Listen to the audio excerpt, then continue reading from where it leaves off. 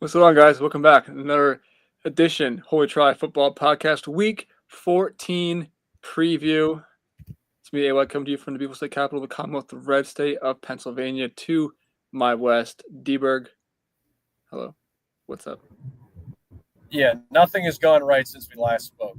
I'll be in about 12 minutes. Dan and Rao on the move. Ken to my east, to my far east. Still. Good morning. Still, another edition of Holy Try International. Unbordered. How's the weather? It's chilly. It's chilly now. It is cold. No more remnants. No more remnants. It is winter up here. Though I think it's fall. Not fully fall though. The foliage is looking nice. It's not fully yellow though. They said in a week it'll be even yellower. Yellows and reds, it'll be beautiful. Still some green here. Good deal. Well, oh yeah, we're on to week 14, week 13 in the books. What a weekend it was. I feel a little bad. You didn't get to just sit on the couch and just take it all in. But what'd you catch? How was your viewing? What stood out to you? Because there's one. I definitely caught one game, the Penn State Minnesota game. That one was, I thought a good gut check win, similar to that USC win. The teams that are, nothing to write home about. Definitely not playoff contenders, but that gave Penn State their best shot and had great game plans. I think it's the second game this year that the Penn State defense, I guess the third one if you count Ohio State, that the Penn State defense really looked somewhat overmatched for a lot of the game. They did limit Minnesota's offense in the second half to like 2 field goals, and then they were gifted a touchdown with the short field on the special teams plays and the 2 points from the block extra point. But you saw the defense struggle, which is something that I think was somewhat concerning, something that we have seen them at times this year look lost, and I think this is probably one of their worst games of the year. The offense also, I don't think they necessarily look lost. It's just this is the offense that they have. They are reliant on methodical drives, and without the explosiveness, it's hard for them to, or it's easy for them to get bogged down. You saw that happen, especially with the short yardage conversions not happening. Tyler Warren got stuffed twice on his direct snaps. And then you saw, I think there was the first 2 drives, there were 3 third and 1 opportunities. They only converted one of them. And then they did convert a few 4th downs, especially on that specific drive at the end. And I'll skip forward there as we are tight on time here today. Gutsy calls by Jimmy Franks coming through in the clutch. You hear about his clock management. You hear about his late game coaching and the complaints that are there from the Penn State fandom. He reached into his bag of tricks and delivered with some really, really timely and gutsy play calls, and credit to him there. I didn't think he had it in him. Going for it, 4th and 1 in his own territory at around it would be the 34-yard line. They'd already be in field goal range. Dragan Kesich, one of the best kickers in the Big Ten last year. He had a really, really bad start to the year, but had righted things. I think he had hit 8 in a row coming into this game. That would have been disastrous if they had not converted that. Because it was 4th and 1, they had given a touchback, so it was at the 25, so it was at the 34-yard line. If anything had gone wrong, they'd be in field goal range already at that point. But Reynolds raced 32 yards, and they had a couple more conversions and iced the game away. It was great to see, especially in a day and within one of the first 2 conferences, or top 2 conferences. You saw a lot of ranked teams falling. Penn State found a way to get it done, and it's a fun season that not just for Penn State fans, I think, but all around the sport, and you see the parity and everybody getting hurt or getting knocked out of the playoff race seemingly. The thing about 12-team playoff race, you have to put 12 teams in it. And I don't know where they're going to come from. Yeah, certainly. We're testing the limits of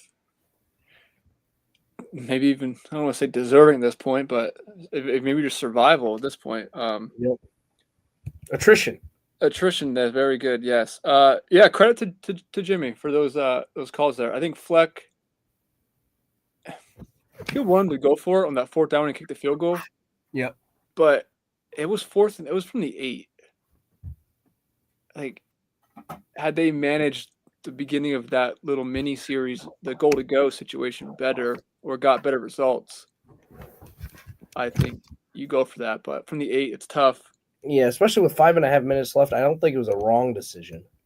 No, if it was like from the 3, I would have said for sure go for it. But yeah, they were tough there. Then they and especially because their offense has just driven the ball 67 yards. It's like he's got confidence if his defense could get one stop in the next 3 series, right? So he had the one series where he stopped him, then he had all the timeouts, right? And he stopped him again on 4th down. Then he had the last one, right? Which obviously was the Hail Mary at that point. 27 seconds left. They would have had the ball back if Penn State had given the ball back. But it was he's playing the odds that his defense, which had not been, necessarily burned all day. They've been pretty good. Come up with the stop, which they did. The defense came up with the stop. Special teams that gave up the 1st down, right? And then an offense that had just driven the ball down the field 67 yards, almost punched it in, trusting that they could get in field goal range. I don't think it was a bad decision. Obviously, it didn't play out right for them, but I agree. Yep. But elsewhere around the country. Yeah, I mean, everywhere you look, it's just left and right. I guess we'll just start with the early window and just cruise through these. Ohio State, they just kind of just dominated Indiana. Indiana came out very well scripted, opening drive. I got the stop on 3 and out, went down and scored, and then kind of bogged down. Ohio State didn't do a ton. I mean, they got the big plays on special teams, the big return from downs for touchdown, but then they punched in late. I don't know. Indiana played okay, I guess. Mm-hmm. I don't know. I might be a little generous. They only had like 160-some yards of offense or something like that. It wasn't a lot, yeah. I think they besides Tennessee, Indiana was the biggest benefactor of all the carnage, just because everyone's forgetting about the Indiana game. I think it's sitting better because of all the other results. If we were just to focus on that game, I don't think they'd be seen in such positive light. Yep. But we think that they are fine. Yep. Yeah. Miami was fine against Woke. Ole Miss, Florida. We were joking. We wanted to see Jackson Dart with those picks in the last drive, the last few minutes of the game.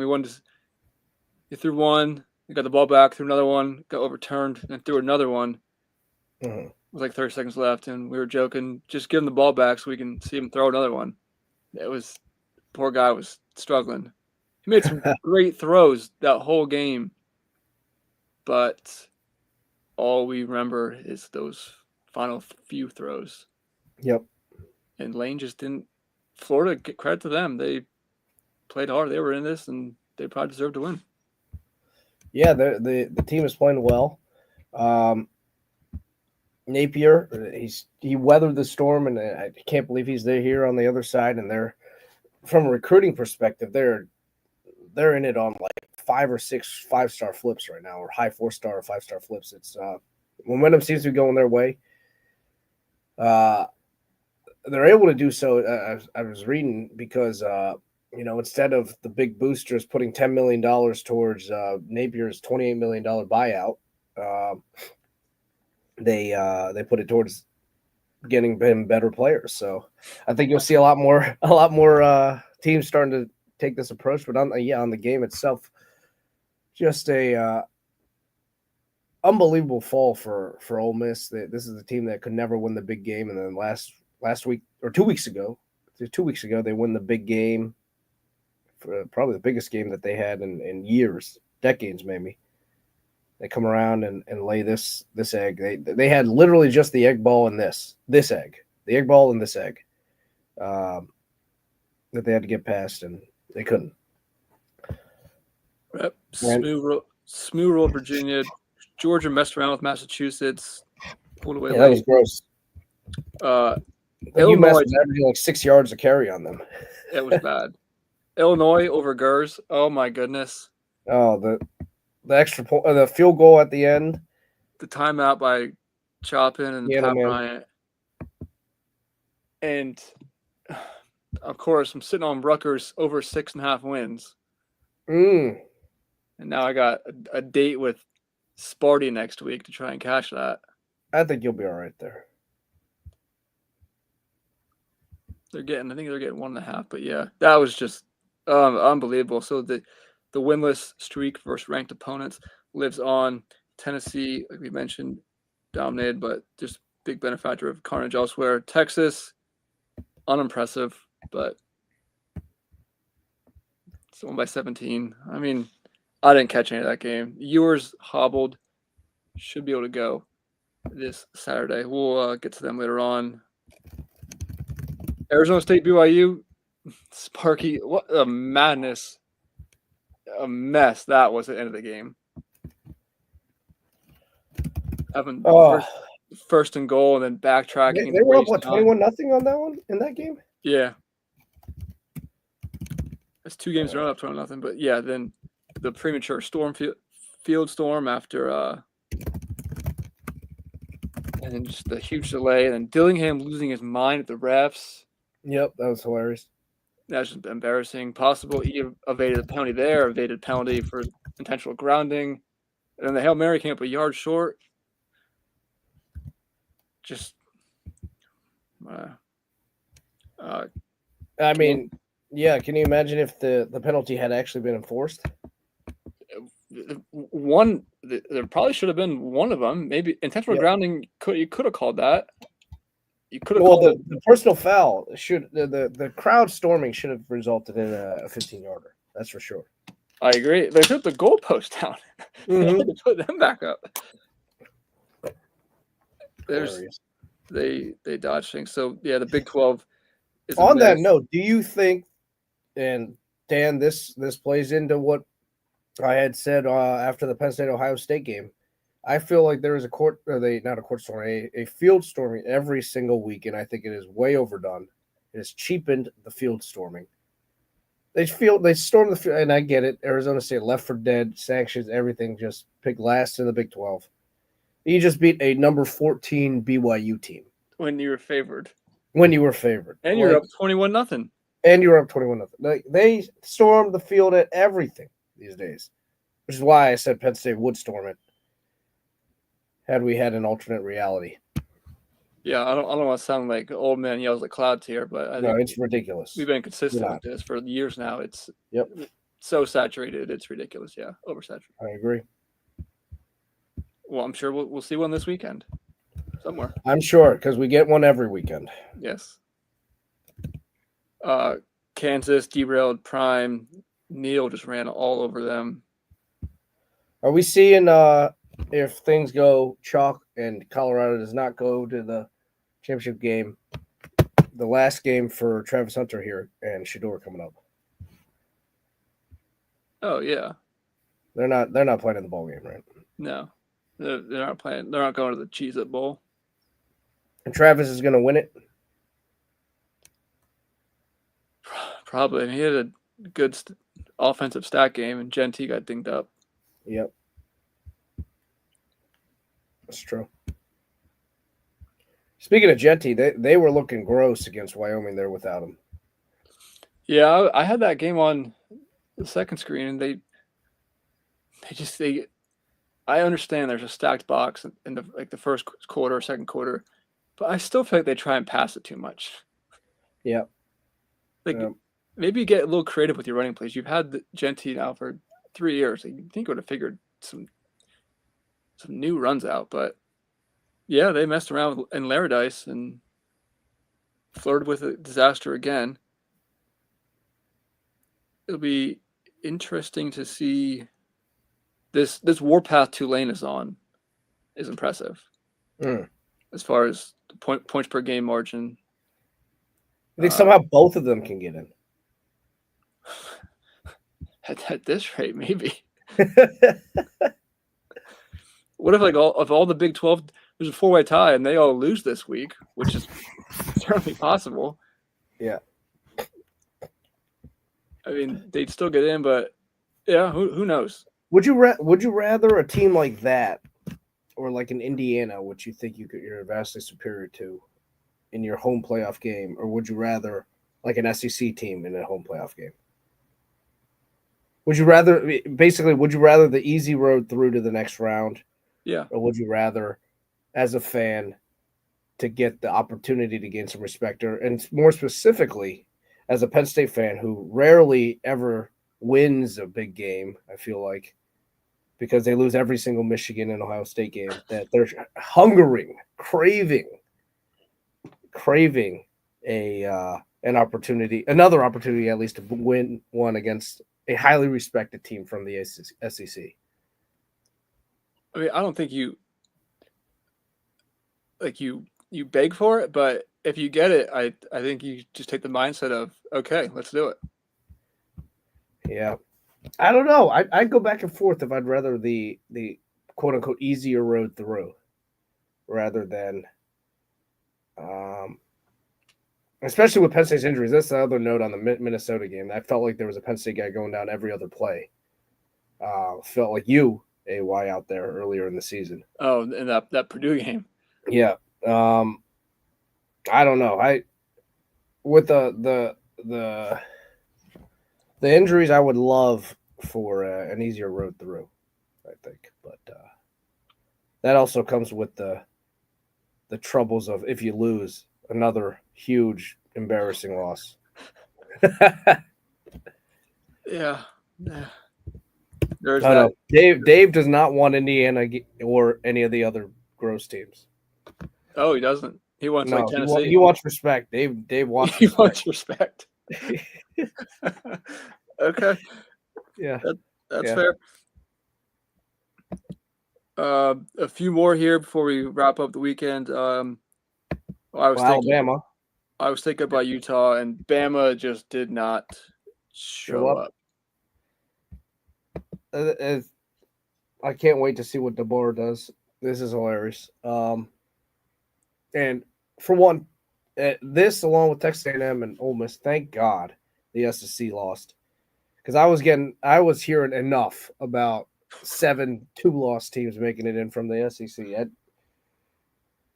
Now they're going to start talking about freaking South Carolina making it in and stuff and deserving. It's hilarious. They're the worst. And they're switching. Frankly, I'm so glad they took care of it for us. Yeah, they're swapping their allegiances, backing whoever they can. Alabama just did not show up whatsoever. Stutzman and company completely shut Milroe down, and the latest cap of the Auburn A&M game, that was pretty wild. Auburn was up the whole game. A&M came back, and then the overtimes happened. They both scored relatively easily on the first 2 possessions, and then once you got to the 2-point conversion shootout, they both missed, and then Auburn got theirs too. I think it was to Lambert Smith. Yeah. And talk about a missing piece. I feel like that was a nice catch he had. Yeah, I think I'm very interested to see what this team would look like with him in there. And then a drop for A&M drops them, but hope is still alive for them with a playing game to the Big 12, to the SEC title this weekend. Yep. 2 other games to get to. We'll finish from the Holy Try here. Ken, I don't think if you're not getting text, you didn't see this, but yesterday morning, Rance reached out and said, Damn, I didn't know Pitt lost 4 straight. Poor Danberg. What I've said numerous Yeah, times. What I've said numerous times throughout the history of this. I don't need the patronizing dialogue. If you're not first, you're last. So Jose, I love the spot. to the fan bases that have not won a national title in my lifetime and otherwise, move along. It was like Sunday morning. Like, dude, the game happened 24 hours ago.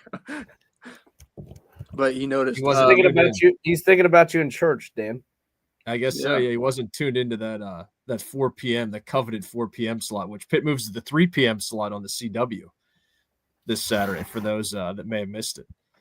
So now he has a second dreadful performance of the season. As I said in writing, Show did nothing. He still sucks. Pitt's offense just sucked worse. Yep. I give no credit to that guy. Are you do you think this is a good spot for Pitt? Or I guess we could talk about it later on against BOB and BC. Oh, they have like no guys left. I don't know. They had a walk-on quarterback coming in. Like they didn't even play. They had a redshirt freshman that I would think was the third string quarterback, but he wasn't even getting played. This is ever since obviously that Clemson or the Klubnik touchdown run this season has been donezo. What happened to Yarnell? He's done? He got beat up. I didn't realize it even. I watched the whole game. He was sacked 8 times against Clemson. He was getting knocked around against the Zimas as well. So there was more of a preservation move than anything. Yeah, because if you didn't see, they were down. And Holsey's done for the year. Yeah, I think he broke his ankle or something like that in the game. That was after he got the dirt in his eye, or no? Well, exactly. Or that was the dirt in his eye, or that was the dirt in his eye. No, he got it. Here's the thing, to translate for those that aren't aware of Pitt's idiot head coach.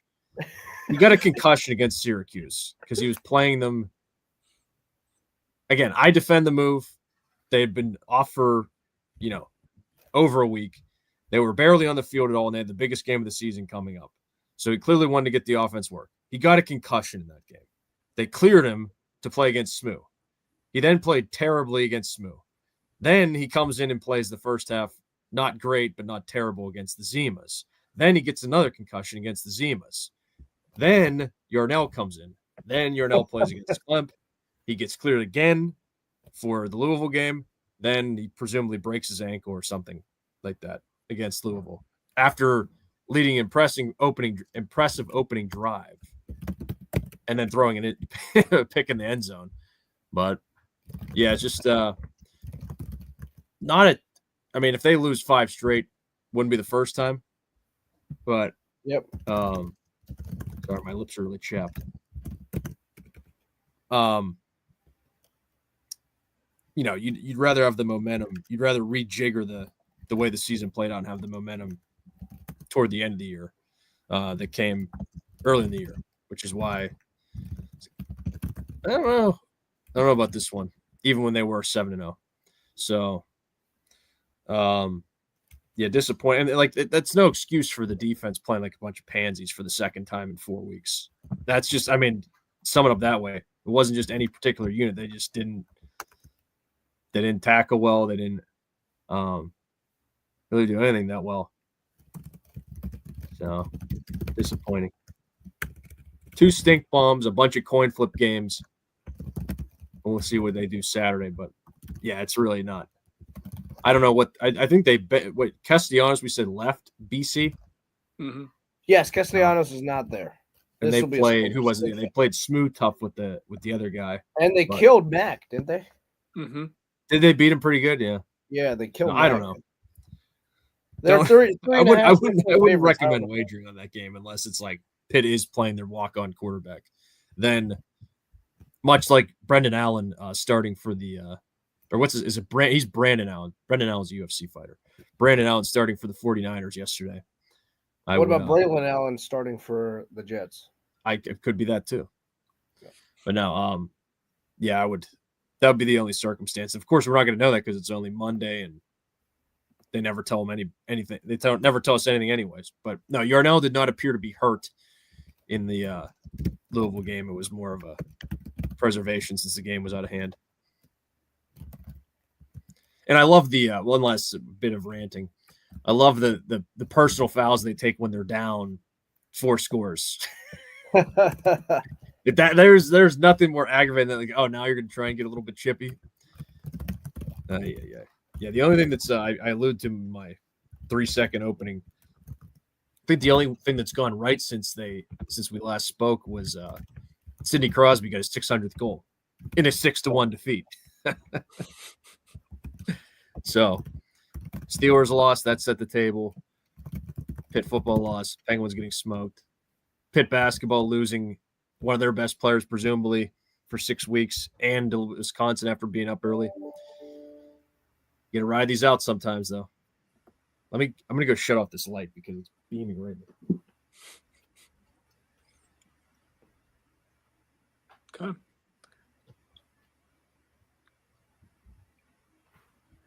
And then I was happy Florida won. That's really all I have to say about the rest of the games. And to finish out, Notre Dame grounded the troops. They look so slow. Yeah, I said to Rance at one point. I was like, I texted him. I was like, I just feel bad. Yeah, it was like Bryson Daly was just like after the game. He was like, they're so fast. Yeah, it's like, well, I mean, yeah, when you're playing all these teams and up until then, yeah. That's why you got to ram up their keister. Not enough of that. They were doing a lot of off tackle stuff.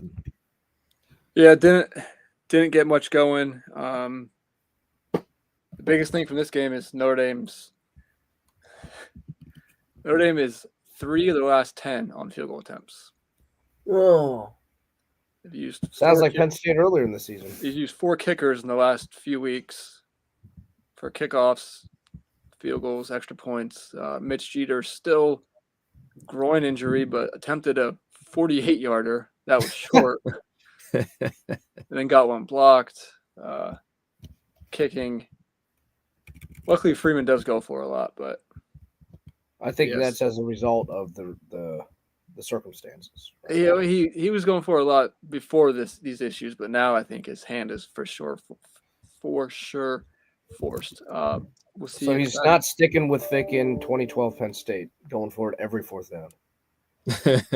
No, we'll see. See if Jeter is needed in a week. But yeah, just no one got hurt, as far as I know. Good. So that's pretty much all I wanted from that game. Okay, on to Week 14 preview. Here we go. Did you guys talk about? I was entering. I missed about 3 minutes there. Did you guys talk about real quick the last Ohio State touchdown? Oh my God! No, we did not. What a chicken shit move that was. Yeah, he is absolute chicken shit, and that was why because Signetti said that Ohio State sucks. I think that was the with the what dots the were impetus. connected. The impetus. I expect that out of like Lanning or Franklin, but I guess that's maybe why. Oh, absolutely. He did it against. Didn't he do it against West Virginia last year?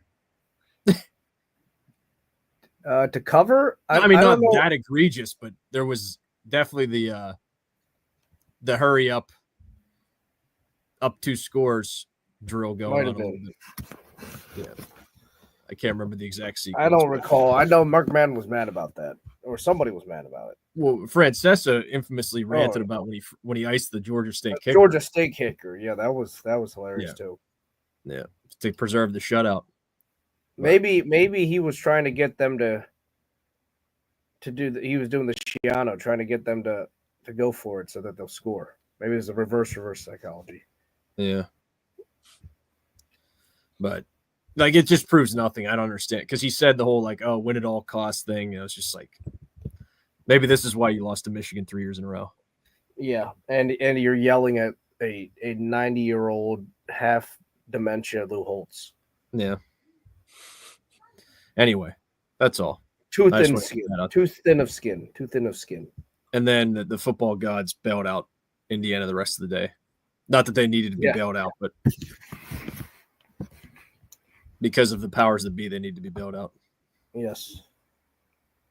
I'm currently in the powers that be corner. They love Penn State. So, unlike the rest of the Western world, Western college football world, that all hates Penn State's resume and everything. They've been catching a ton of strays on. Oh yeah, everywhere. With especially within. I'm glad they can simmer down now with the Irish SEC bubble shitting down their pants. Well, now it's all. Oh yeah, everybody's having Irish go over Penn State. Oh, that's the big. That's the big sticking point this week. Everyone's like, let's see if they still keep Penn State ahead of Notre Dame now. At some point, after Notre Dame's just shitting all over all these ass teams. I know, it doesn't. That proves nothing. I would go. They reference right now all the time. It's like they reference what? I would go Big Ten championship loser 5. I would go Penn State 6. Yeah. Notre Dame 7. I think that's pretty cut and dry. Sorry, you lost NIU. That's it. That's it. I've been saying that like in my head, like through my headphones to these guys. Like, guys, I get it. Irish are absolutely steaming teams, but they're still this point. They were just like, oh, but it was so long ago, and now look at the eye test. I was like, I don't even care. It's like I don't even know what you're supposed to glean from the eye test that much, to be honest. Like against those teams, I don't know. Yeah, against the teams that Notre Dame's that Malik is beating, that Zaire is beating, I don't know. Best team in the nation. We'll find out. That's we could look thing. like the second best team in the nation against us. Do we think they're in regardless? By the way, Irish, irregardless, yeah. No, I don't think they're. Think if they lost to USC, they would find a way to bone them. I think they would. I think because that'd be a late bad loss. They would need one piece of help somewhere. Yeah, probably Pavia. We'll get to that. We'll get to that. News and notes this week? None. It's Monday. We don't have. Well, there was a ton of recruiting news last week. Oh my! All right. Well, we don't need to go into. Unfortunately, we don't have 90 minutes again to go. Yeah, we got. We don't. I will just say the Underwood flip, and then Colorado Dion got the flip from the USC quarterback as well. We'll see where these guys end up. At any point. This is. I mean, I've never found recruiting to be that newsworthy. Now in the latest era, I really have. It's just hilarious that the Michigan. You saw the news around the Michigan one, right? Well, the Stallions thing, right? No, the billionaire that gave it to them the money. The NIL put out the thing. Yeah, they were like, oh, it was his wife that did it, and they were like, looking it up. He doesn't even have a wife. It's his longtime girlfriend is just a Michigan alum, and said, I don't want a fancy car or a diamond ring or anything. I just want you to buy my team a $10 million quarterback. This is like the third richest guy in the world. Larry Ellison. Good move. All right. Good move. All right, just over 20 minutes, so let's speed through these. Yeah. Shouldn't be too tricky. The game. We're skipping over Thursday and Friday. Apologies to Memphis, Tulane, Egg Bowl. Just they're nice games. There's some nice ones on there, but we need to. We're going all Saturday here. Michigan, Ohio State. Buckeyes laying 21. It's gross, but I'm taking Michigan. I think we're going to say this a lot on this pod. Throw the records out. I think they have a little bit to keep it close here, but they don't threaten. Yeah, I'll take the points here in a small effort to push the Pillars here and get Penn State to Indianapolis. But yeah, I think if it is 17, what's that? Yeah, I don't even know. Yeah, I don't even know if we want to go. With the 17, I think it'll be something like 17 points, and then we'll see another Ryan Day pull one out to cover here. I got them covering late for no reason because they got to take out 3 years of frustration here. So I'll take OSU to cover. Oh, yeah, I'm going Ohio State too. We just saw what he was capable of against Indiana. That could be child's play by the end of this Michigan game. Yep. Wait, why you took the points though? Yeah, I'll take He them. took Michigan, yeah. All right. Tennessee, Vanderbilt. Does probably have one more in him. You get some insurance help here, AY, in case it goes wrong in LA. This would be the one, and I'm definitely taking Pavia in the points. I just don't know if Tennessee can score enough to really. I think Vandy can get 10. This could be the same as the Georgia game. Ralph, first to 20.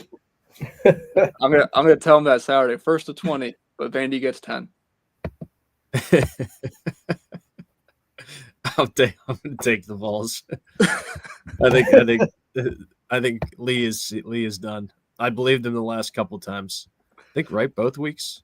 Or did we pick them last week or no? No, I locked up LSU against them, and Kelly with the reverse Ryan Day did not punch it in at the goal line to cover for me. That's some respect. Respect earned, BK.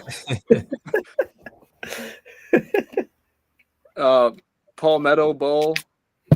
I'm also, for the record, going Pavia. Okay. Klemp hosting the Gamecocks. Klubnik and company laying 2.5. This is a really tough one to pick here. Just because of what we mentioned earlier, I'm going Clemson here to cover. Yep. Because of the SEC crowd now rallying behind Scar. I mean, come on. Yeah, I mean, I've been onto this Scar hate train for a number of weeks, ever since trying to watch Sellers put the ball in the air against Alabama. What some would call passes, I call, I don't even know, like shot puts, maybe. That's probably being too kind. So I'm going Clemp. ACC pride over there. I like what South Carolina's been doing lately. I'll take them here in a rivalry game. I'll take the points. I think it'll be a good one. I'll take them on the field also. Actually, right. I will say we were talking about the size difference, or maybe it was the speed, whatever, against Notre Dame Army. Scar has some huge guys. Like, they just have big guys going out there. Like, who the heck's this, tree running around? So be interested to see that matchup manifest. Yeah, their D line is huge as well as the quarterback. So Clemson, I'm going Clemson to I think Dabo just gets them up here, even though Scar's been really good. Iron Bowl. Auburn traveling to Tuscaloosa to take on Bama, catching 11.5. Auburn off the big win, Bama off the big loss, season-ending loss. Although, depends who you talk to, it could still be waiting for some carnage. Yep. That headline, I thought it was from The Onion. Where does Alabama's chances stand in the playoff predictor? This is a tough one. Thorne, Rogers, Hugh. I'm taking the points here. I don't feel good about it, but I will take Auburn to keep it close against a Bama team who might just not want to be there, but they'll trick themselves into trying to be there, but might not be enough to cover. Yep. I'm going. I thought they were going to make it, but I'm going Auburn. Yep. I feel bad for DeBoer. I mean, to an extent, he's a millionaire. To an extent, he's at Alabama at the best job in the world. But yes, you do have a ton of pressure there. For that reason, I think you'll see, and this team has been up and down, up and down, up and down. I think you'll see an Alabama team come out, and luckily they come off of this loss and don't need to go against some, no offense, like a scar or something like that for the hangover. They're going to go against their hated rivals, and I think for that reason, especially with their hated rivals, riding high, fat and sassy after a ranked win. I've got Bama covering here, and I think they'll roll because of the anger. I think they'll come out and be fired up this whole week of practice, and they'll be reading everything. And I like Bama to cover here by at least 2 touchdowns. Yeah, they could win this game by 30, actually.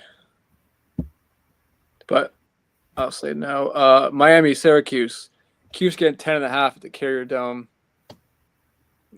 I mean, come on. Miami. This team pulls covers from the jaws of outright losses. It's amazing. Yeah, it's a 20-point spreads you're talking about here. Yeah. I would love to see it. I would love to see the Cuse. Yeah. No, they had a nice cover, didn't they? Also, or not a nice one, a brutal cover for Wake. Did they play Wake Con? Forest. Yeah. No, Wake. They should not have covered that game, but they did. It was crazy. So I will take them to cover here against the Cuse. I'm seeing they did not cover against Con last week. Right? What was the line on that game? It was more than 7, right? Oh, I remember looking into that game. That game got weird.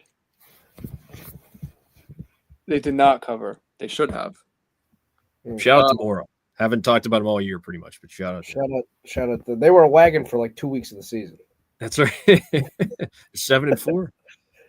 They still are. Would argue they're still a wagon. What? Bull wagon. Hey, that's a wagon in UConn football terms. Absolutely. Speaking of, that would get you the Fiesta Bowl. Penny got a nice win today in the round ball against UConn. Mm-hmm. Oh, I did see it. Yeah, they're Maui, right? Yeah. Some of you guys just reminded me of this. I didn't go through all of these, but just quick aside, Oklahoma State this past weekend. Oh my God, that one was insane. I was following that along from a temple. I was looking at. I just saw they lost again. I can't believe they're on 8. They lost 56-48, but had a 96.6 post-game win expectancy. Unbelievable. How they were like? I don't know. They were down. We're gonna have to get Connolly on. They were down, tied down. That's what I was trying to figure out. I don't know how. I did It's have the number of plays, right? I had Tech and then I did have Tech minus 3.5 there, so that's why I was following along. But yeah, I might send an email. Yeah. But back to the Carrier Dome game. I know what I'm stepping into here, but I'm taking Cuse. Oh, gross. I'm fairly convinced they're gonna have a shot to win this game, and they still might not cover. Yeah, I have Miami can. Yep.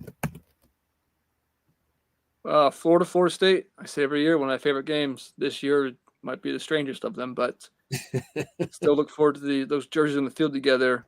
Yep. This is a lot of dogs for me today, but I'm going with the Noles. Yeah, me too. I've had this one lined up for a long time. Me 3, especially with Billy, Sunbelt Billy, taking care of business last week. I think they'll come in a little drowsy, underestimating Florida State here. So I got a 7. Yeah, 7-point win here for Florida, but this Florida State team has quit. And even when they don't quit, they're absolute trash. K-State, Iowa State minus 3. This is the Big 12, so if you can figure this out, good for you. Yeah. Coin flip. This is the coin flip league. I have no clue, so just give me the points because that's the only thing that makes sense to me. All right, yeah, I agree. Give me my Cats here to continue. They righted the ship last week. Nice win, big win after some disappointing performances, and I'll take the points here with them. I have to make up 26 games before bowl season, so I'll take the Clones.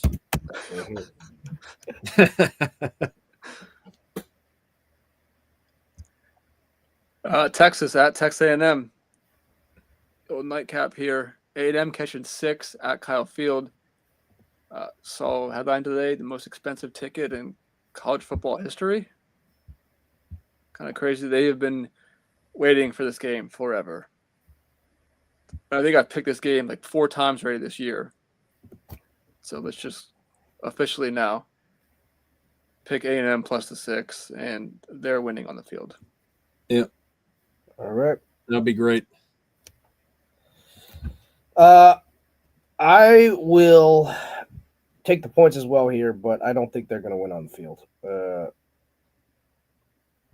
I'm excited. Texas has not looked good, though. Ewers has not looked good this whole second half of the year, really. So they're going to make me pick them to win the whole thing. The way they're playing. Dan, you're also taking TAMU? I am, yeah. Okay. All right. Okay, Dan, you're getting 5 in Chestnut Hill. Like I said in the recap of the Louisville game, I have no idea what this expected this game. I think this team deserves to be an 8-4 football team, so that's why I'm picking Pitt.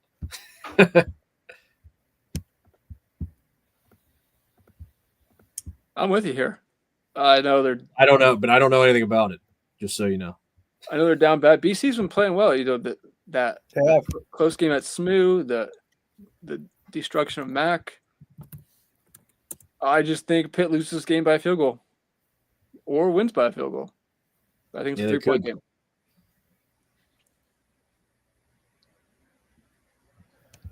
I will also take the points here. I'll take the points here. They had the tough one against SMU. They beat Mac, Syracuse, close one against the Ville. Even they had that weird game against that Thursday night game against was it Thursday or Friday night? I can't remember. Against VT where they were down and then they got a touchdown and then they got blown. They had the double blowout. They had the vaunted double blowout. But yeah, we'll see what they have to offer. So you did go. I guess points? more interestingly, what Pitt has to offer, what left they have. Yeah. You did take the points or you didn't? I will, yeah. Screw it. Yeah.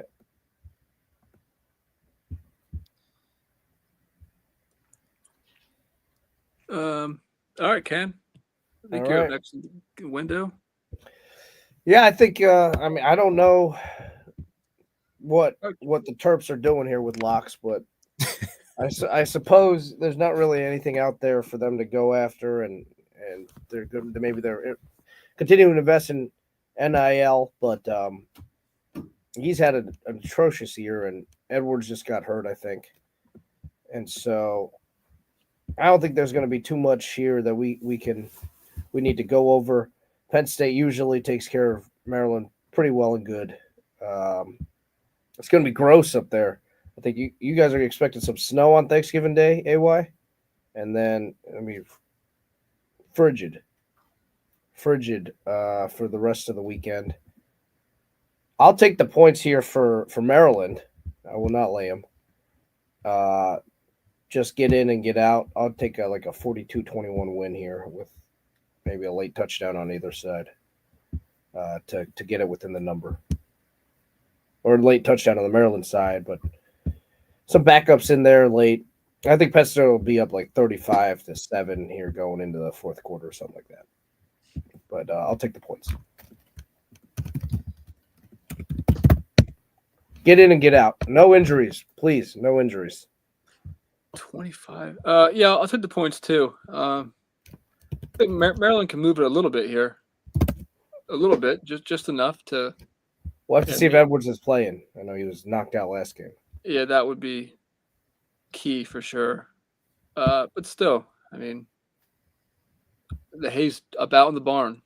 Just have to win at this point. So yes, exactly. Yeah. Get in, get out. I'll take Maryland here to, I guess, score enough. Did you guys? Was that your slogan, Ken? Like the rents due thing?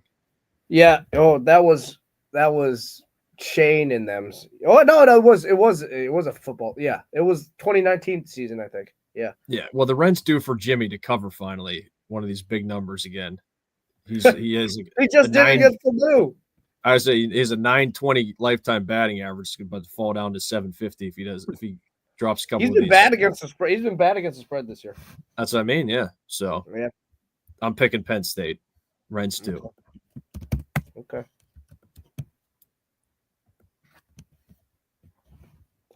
Okay. All right. Notre Dame traveling to SC. Is Max Whittick doing the coin toss for this game? Is he? Didn't he start the game against when Yeah, they beat him to go to the championship? Yeah. When Barkley was ruled out, yeah. Yeah, USC off the win last week against UCLA. Maeva with a nice play in the fourth quarter there to complete the comeback over the Bruins. I mean, I especially been ragging on USC all year, but they just find a way to lose games. I gotta look this up, but how many teams have led in the fourth quarter of every game this year? USC is one of them. There can't be that many. No, yeah. I mean, Oregon, Ohio State, Notre Dame. There can't be much more than that. I don't know if Ole Miss in that Kentucky game was leading, but they're tying the Florida game. Anyways, I mean, they're in these games. They just find a way to just do dumb things, and I think Maeva's going to find a way to do something dumb again. But I mean, history, Notre Dame going out to Southern California traditionally don't usually cover these games. Early in the week is usually where I think I'm the opposite of Can. Early in the week's where I am most cautious and doomsday as the game gets closer. It's like, okay, you know what? I think that should be all right here. At this point in the week, I feel pretty good, and it's mainly because I say it every week because of this defense. I just think that they're playing so well on defense, and they will find a way to slow USC down with all these weapons. They've been moving the ball on pretty much everybody, but Maeva, I think, he's not there yet to where Miller Moss was, but Miller Moss also made the killer mistake time after time. All right. So if they can take care of the ball, find these playmakers, get Woody Marks going. The thing for me with Notre Dame and their rush D, which has not been good up until the second bye, post that per schedule adjusted efficiency, even with Army in there, they're still top 10 against the run, and against the pass they've just been great all year. But this would be the first true test without Benjamin Morrison against like a proper receiving core. So we'll see the hold up there. Howard Cross is back, questionable. Be a nice bump, but they've been rotating so many guys in and out. And Gray and Moore have been great on the outsides, and Watts and Schuler. And the offenses, I think if they can just keep running the ball with Love, he's been incredible. He's been so good. Price, Aeneas Williams, Leonard is playing better. So I do think Notre Dame manages to avoid the carnage. I mean, I said the last few weeks in some of these games, especially the Navy game, the Army game. Obviously, nothing would surprise me if USC wins this game by 10. I mean, I wouldn't be shocked, but I do think Notre Dame keeps us going. I don't think they absolutely smash USC. I think that'd be too much to ask for, but I feel good about it, mainly because I don't think USC can score a lot of points, even though they're definitely capable. I've seen enough from this D. They force turnovers, and USC does that. So give me Notre Dame 27. Oh, that means there's a field goal. Crap. 2 field goals. Maybe they'll kick one on like second down and goal from the 4 just to get Jeter's confidence. I'm going to say 30. Notre Dame scores 30. They might make a field goal, but miss extra point. I don't know. 30 to 17. I still can't believe that whole. I'm sure you talked about it, Can. The whole Minnesota return extra point block. Oh yeah, Penn I State don't think special I've ever teams, seen that absolutely in disgusting. college football. Don't get me back on that. Absolutely No, atrocious. I didn't mean to. I just was commenting on it. When AY, But they jogged my totally memory. redeemed themselves in true Dumb and Dumber fashion. They did all that and totally redeemed themselves with that True. last drive and 4th and 1 conversion. Good job, guys. True.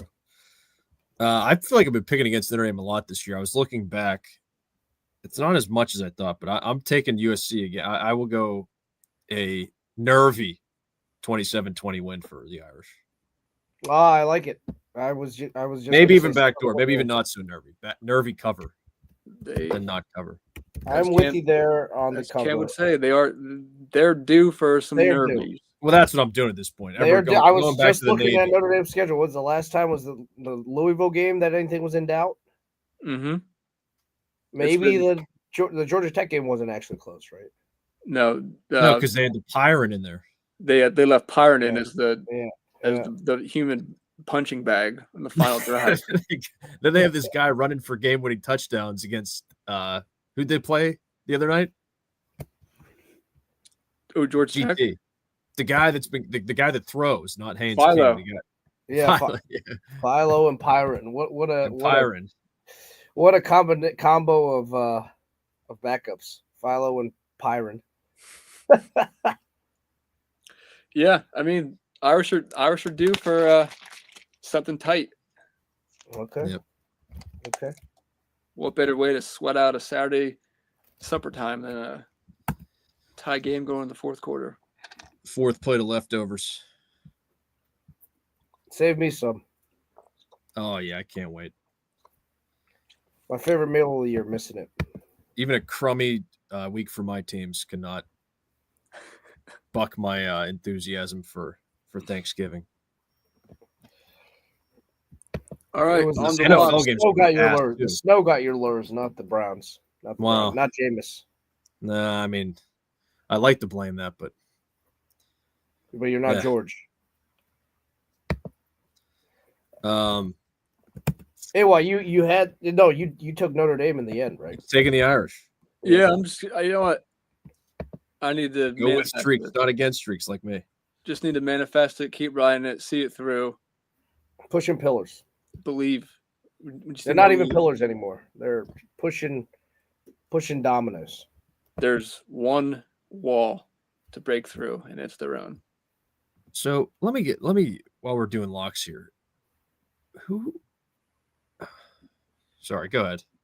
Thinking out loud here. Okay. I'll get on the board first here. I'm going Bama minus 11.5 with the bounce back spot. I like it a lot at home here. Auburn sitting fat and sassy. They got their one feather in the cap for the year. I like Bama here.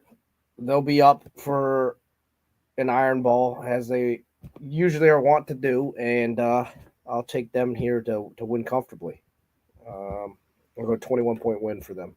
Or I think I said that in the preview, but I will lock up Bama minus 11.5. I'm going Florida State for my lock. Who's going to bump them out if they do lose? I have not gone through any of the scenarios here. Yeah, I don't think it's happening, but anyway. I don't know. There was a lot of large spread differences on SP Plus this week. Oh, the whole year has been. I don't even know what to make of it. This is the craziest I've seen. This is crazy. Indiana projected win margin 41 this week. BYU 24. You guys are sticking on the board, so I will too. I am going Aggies.